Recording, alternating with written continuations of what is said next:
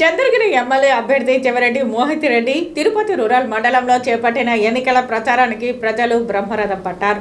శుక్రవారం కుంట్రపాకం, తన్నపల్లి పంచాయతీలలో చెవిరెడ్డి మోహిత్ రెడ్డి పర్యటించారు. Tirupati rural కుంట్రపాకం, తన్నపల్లి పంచాయతీలలో YCP MLA అభ్యర్థి చెవిరెడ్డి మోహిత్ రెడ్డికి యువత బైక్ ర్యాలీతో ఘనంగా స్వాగతం పలికారు. పంచాయతీల పరిధిలోని ఆలయాలలో చెవిరెడ్డి మోహిత్ రెడ్డి ప్రత్యేక పూజలు నిర్వహించారు.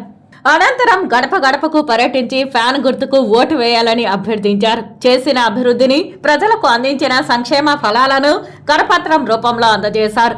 వైఎస్ఆర్సీపీ ప్రభుత్వంలో మీకు మేలు జరిగిందని భావిస్తేనే ఫ్యాన్ గుర్తుపై ఓటు వేసి గెలిపించాలని కోరారు.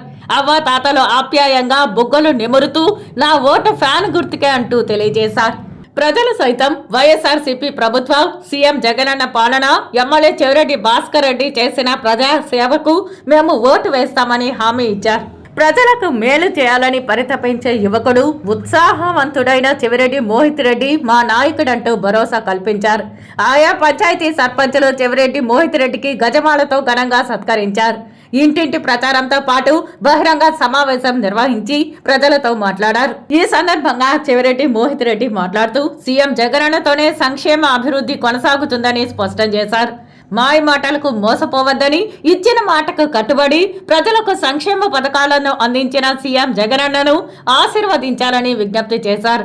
నియోజకవర్గంలో ఎక్కడ చూసినా వన్స్ ఫర్ జగనన్న, జై జగనన్న అంటూ నినదిస్తున్నారని చెప్పారు.